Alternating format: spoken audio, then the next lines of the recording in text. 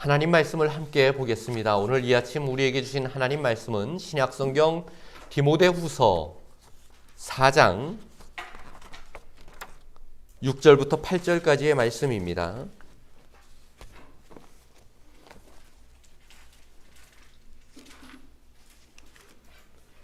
디모데후서 4장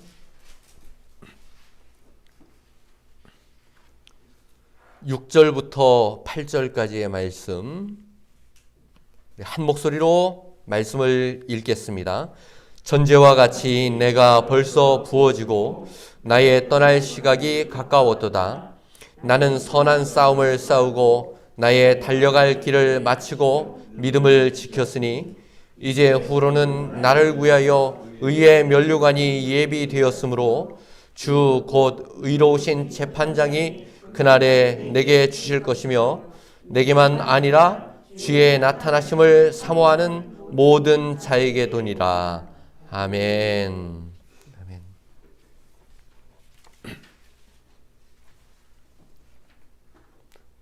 오늘 우리에게 주신 말씀의 제목은 믿음은 지키는 것이다 라고 하는 제목으로 함께 말씀과 은혜를 나누도록 하겠습니다.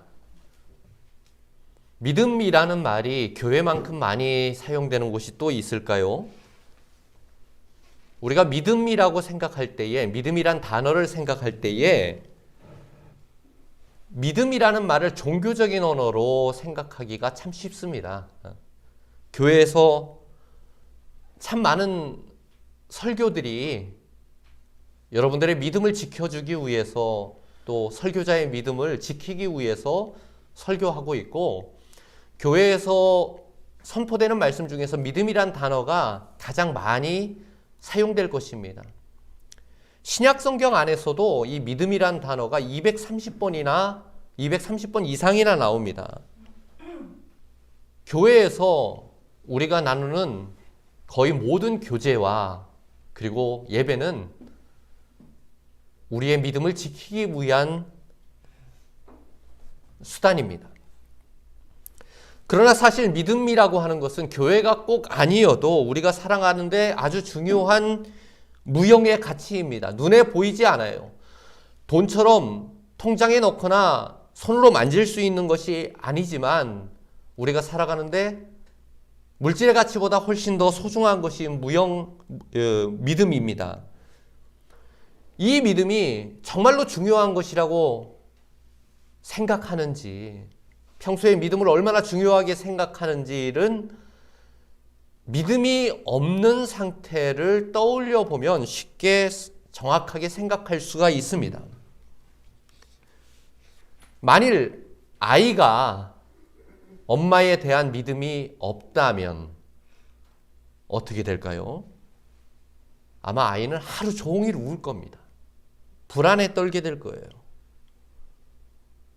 수많은 차들과 사람들이 시내를 돌아다니는데 파란불이 켜지면은 통행을 하고 빨간불이 켜지면 멈추죠. 그런데 내가 신호등을 건널 때에 파란불이 켜졌을 때 신호등을 건너는 데에 차들이 갑자기 나에게 달려든다, 그럴 수도 있겠다라는 생각, 이런 불안감에 우리가 사로잡힌다면 온전히 파란 신호등, 빨간 신호등을 믿을 수가 없게 되는 거죠. 여러분 매일 잠을 잘 텐데 잠잘 때 혹시 내가 내일 깨어날 수 있을까 이렇게 고민하시는 분이 있습니까? 졸리면 자고 알람 울리면 일어나고 대부분 그렇게 생활하실 겁니다. 너무너무 당연한 것이지만 만일 잠잘 때에, 잠이 들 때에 내가 다시 깨어날 수 없다는 생각이 들면 우리가 평안의 잠을 잘 수 있을까요?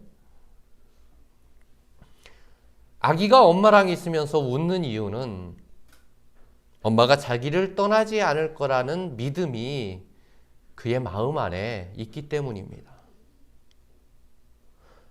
파란색 신호등에 길을 마음 놓고 건널 수 있는 이유도 누구도 우리를 해치지 않을 거라는 믿음이 있기 때문입니다. 식당에서 음식을 사 먹죠. 음식을 먹을 때에도 우리는 내가 이 음식을 먹어도 해롭거나 죽지 않을 거라는 우리 무의식의 생각을 하고 있기 때문에 음식을 사다 먹습니다. 그것이 바로 믿음입니다.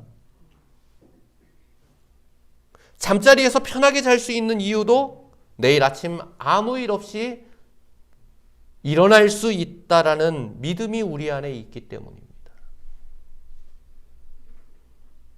이 믿음이 없으면 세상의 모든 관계와 그리고 존재가 무너지게 됩니다. 특별하게 교회에서는 이 믿음이 더욱더 필요합니다. 믿음은 모든 관계의 핵심입니다. 믿음이 없으면 우리가 서로 교제할 수 없고 우리가 하나님과 교제할 수 없습니다.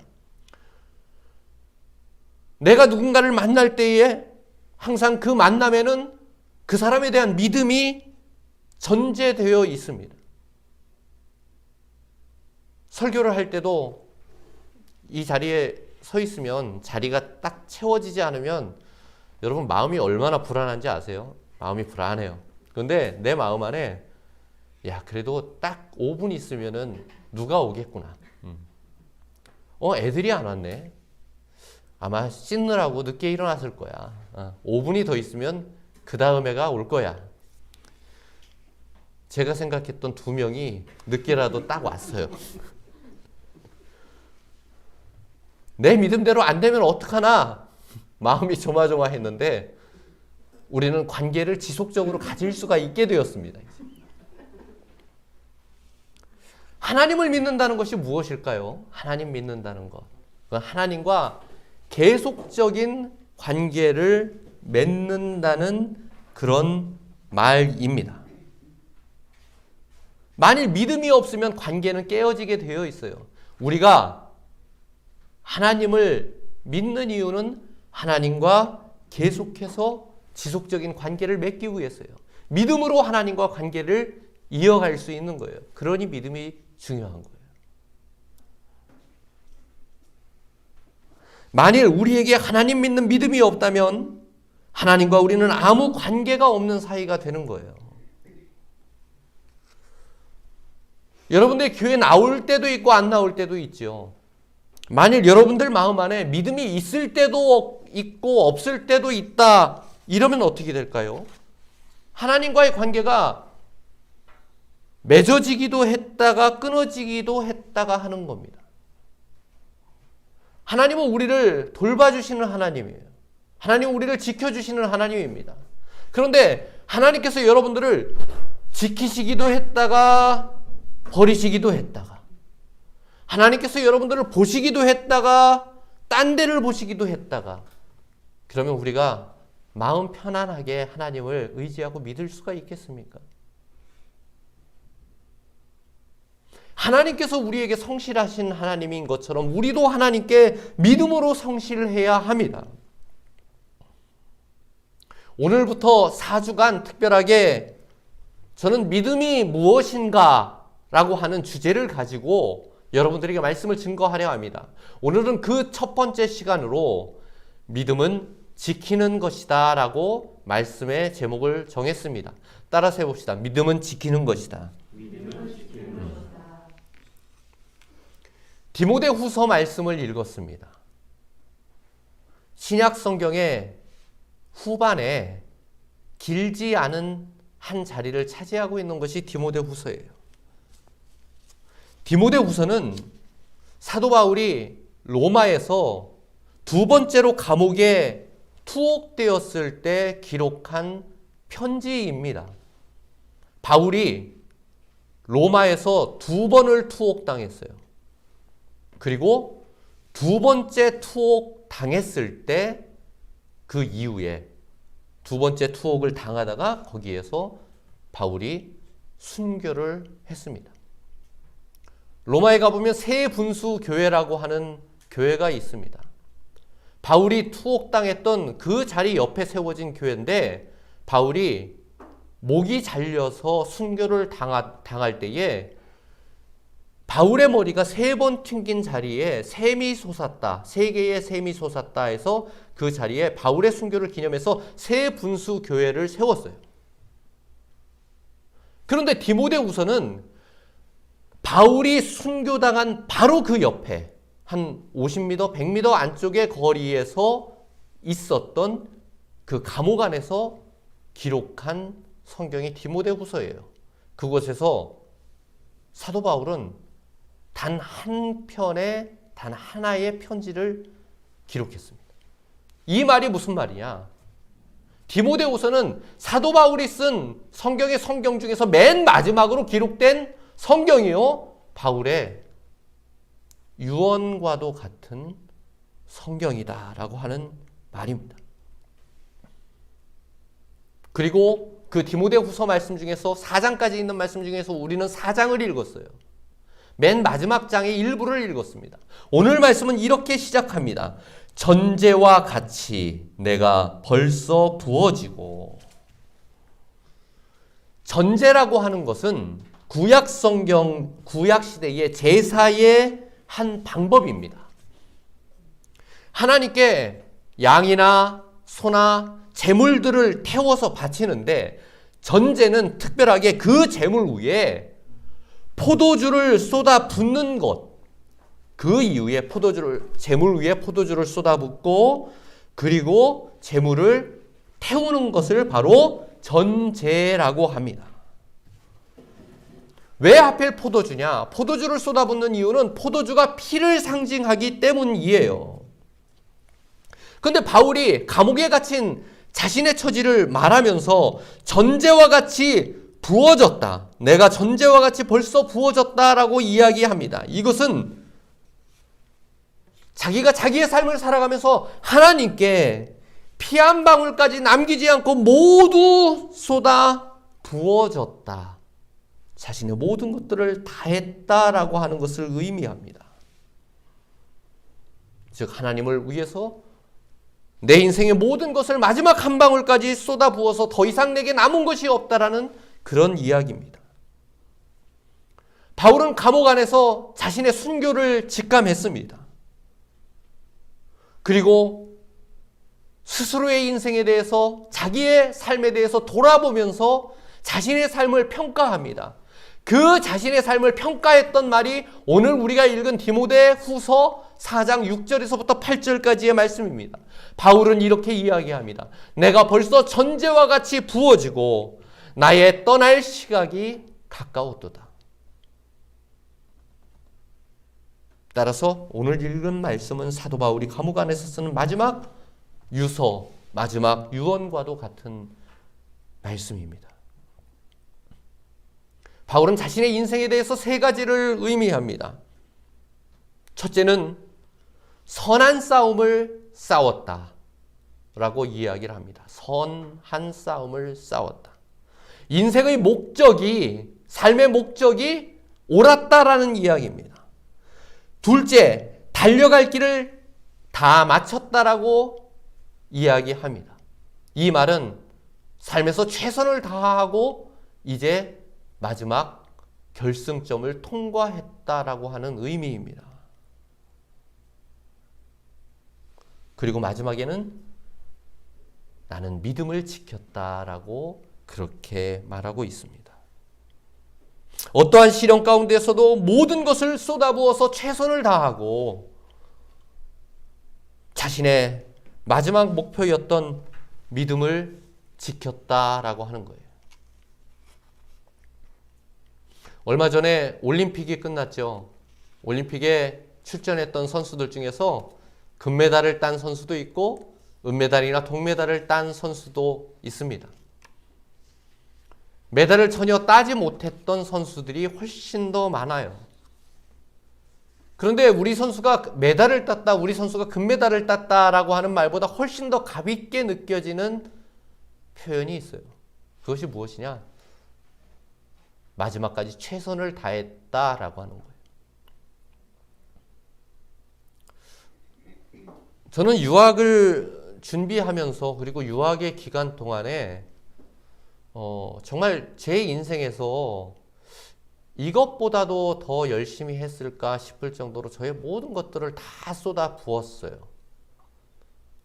목회를 해가면서 유학 준비를 했기 때문에 새벽 기도 마치고 새벽 5시, 6시 되기 이전에 여주대 도서관에 가서 공부를 하면서 점심과 저녁 구내식당에서 먹을 때 10분 줄 서는 시간이 아까워서 아내가 싸준 김밥 3줄 가지고 가서 매일 하루 3끼에 식사를 채워가면서 밤 12시까지 공부하고 오고, 또 집에서 또 새벽 2시 반까지 공부하고, 또 새벽 기도 가기 위해서 4시 반에 일어나고, 그 생활을 계속했습니다. 유학을 가서도 마찬가지였어요. 유학을 가서 처음 2년 동안 저희 아내도 알지만 하루에 2시간 반, 많게는 3시간 자면서 모든 것을 쏟아붓고 공부했어요. 공부하다가 너무 힘들면은 이 속을 비워내고 싶거든요. 오바이트 하고 싶거든요. 처음엔 그게 너무 힘들었어요. 나중에는 그냥 마음속에 또 신호가 오네. 그럼 화장실 가야지. 아주 웃어가면서 갔어요. 편안하게. 제가 유학을 갔을 때 목적은 박사학위를 받아보는 것이었어요. 그리고 박사학위를 받고 감신대에 교수로 들어가는 것이 저의 목적이었어요. 그런데 쉽지가 않았어요. 아버지께서 편찮으시고 마지막 시간을 함께하는 것이 내 인생에 큰 의미가 있겠다 해서 박사 과정을 끝내 하지 못하고 한국으로 돌아오게 됐어요. 4년 만에.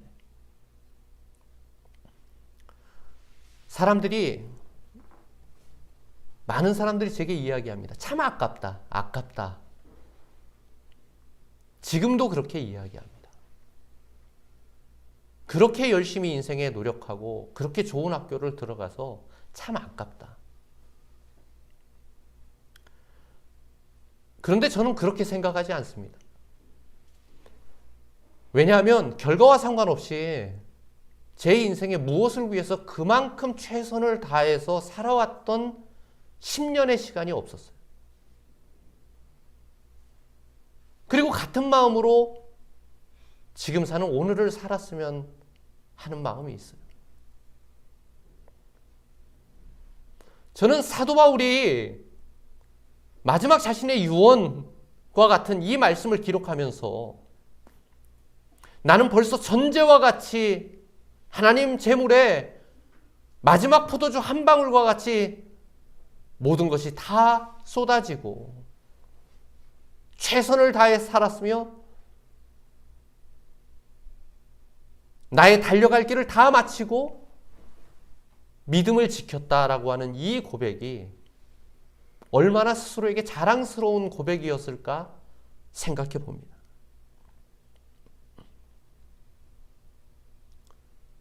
바울은 한때 예수 그리스도를 핍박하는 자였어요. 그러나 그가 예수님을 만난 후에 하나님을 온전히 믿은 후에 그의 삶은 180도 바뀌고 변화돼 갔습니다. 그 이후로 그는 늘 최선을 다했고 늘 치열했으며 단 한순간도 하나님에게서 그의 영을 떼어놨던 적이 없어요. 이런 모든 말들을 상징하는 사도 바울의 2가지 표현이 있는데, 하나는 내가 전제와 같이 벌써 부어졌다라고 하는 말과 또 하나는 믿음을 지켰다라고 하는 말입니다. 우리도 우리 삶이 이렇게 평가받을 수 있었으면 좋겠습니다. 하나님 앞에서, 그리고 우리가 사랑하는 교회와 나의 사랑하는 자녀들 앞에서 이렇게 나의 믿음이, 나의 삶의 여정이 평가받을 수 있다면 얼마나 값 있는 삶을 사는 것이겠습니까?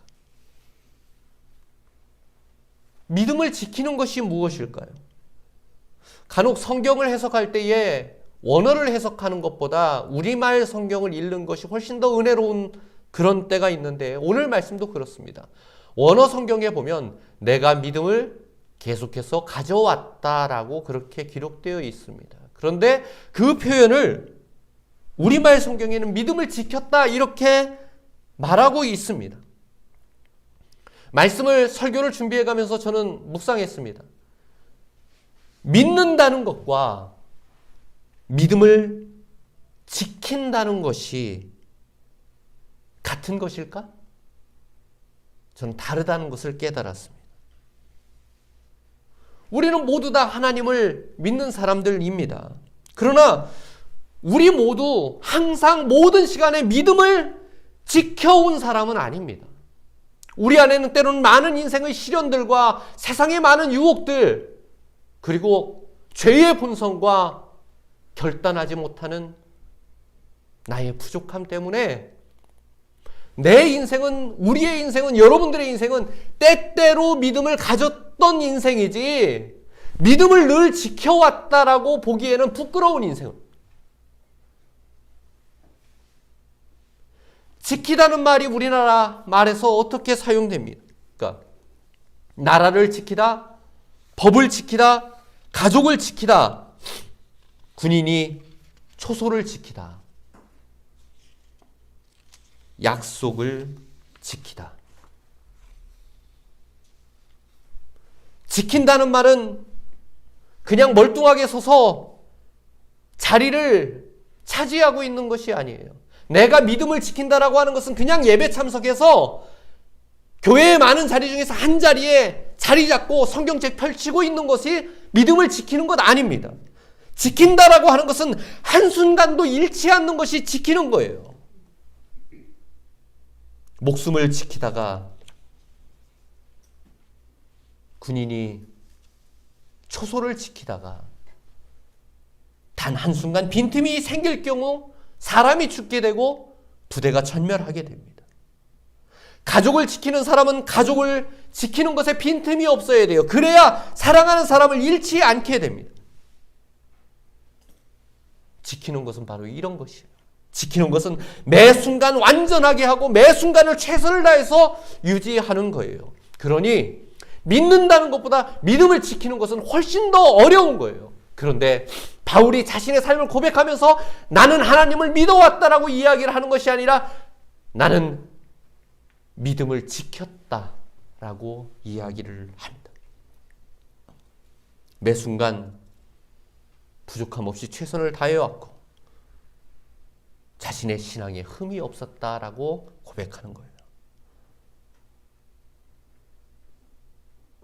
그래서 최선을 다했다, 모든 것을 전제와 같이 쏟아부었다, 믿음을 지켰다라고 하는 말은 살아가면서 우리가 들을 수 있는 많은 좋은 말들, 도전했다, 착하다, 성실하다, 그냥 이런 말들보다 훨씬 더 아름답고 고귀한 표현이 바로 믿음을 지켰다, 전제와 같이 쏟아부었다라고 하는 말이에요. 그러나 보통 사람들이 살아가는 방식, 보통 사람들이 믿는 방식은 그렇지 않습니다. 저조차도 그렇습니다. 우리는 대부분 믿음의 여정을, 우리가 하나님을 믿지만 그냥 이 하나님 믿는 것이 내 삶의 일부라고 여기는 사람들이 많이 있습니다. 신앙을 나의 경험 중에 하나라고 생각하는 그런 경향이 있습니다.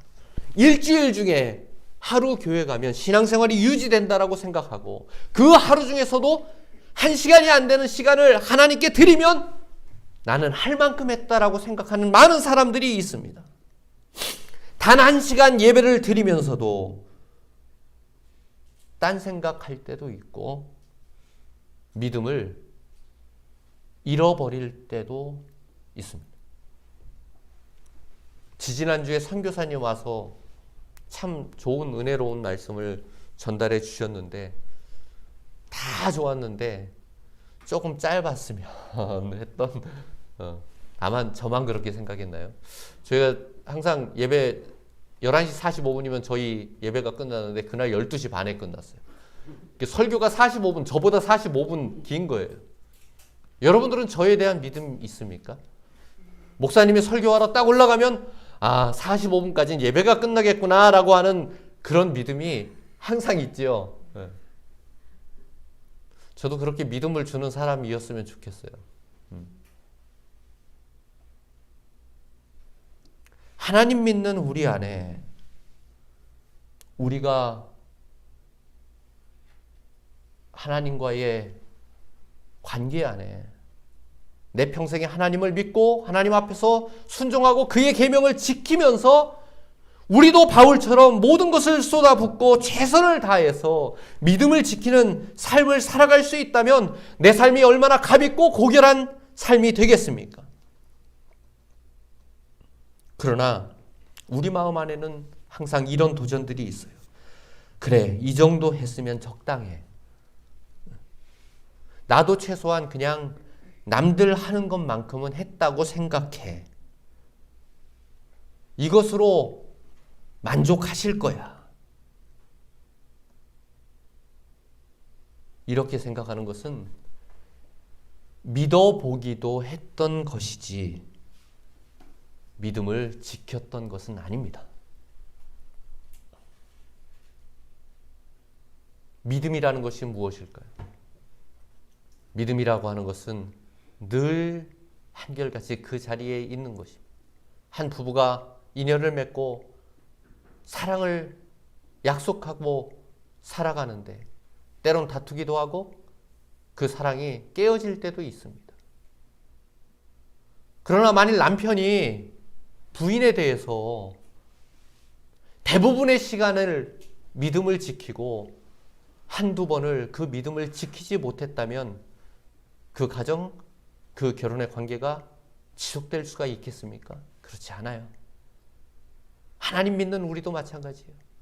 우리 믿음에 보다 더 성실하고 우리 믿음에 보다 더 최선을 다하고 우리의 믿음을 온전히 지키는 마음이 우리의 영 안에 충만해야 할 것입니다.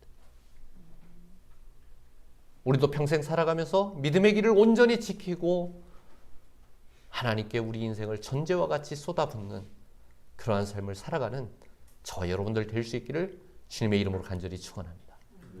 기도하겠습니다.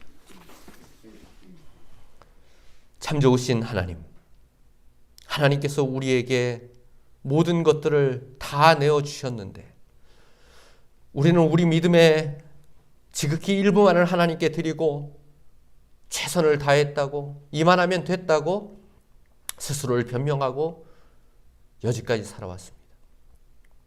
그러나 하나님, 우리도 바울처럼 인생의 마지막 순간에 하나님 앞에서 우리 믿음에 대해 부끄럽지 않은 고백을 할 수 있도록 인도해 주시옵소서. 믿음을 지키되 한순간도 잃지 않는 우리가 되게 인도해 주시옵소서. 이 모든 말씀 우리 주 예수 그리스도의 이름으로 간절히 기도하였습니다. 아멘.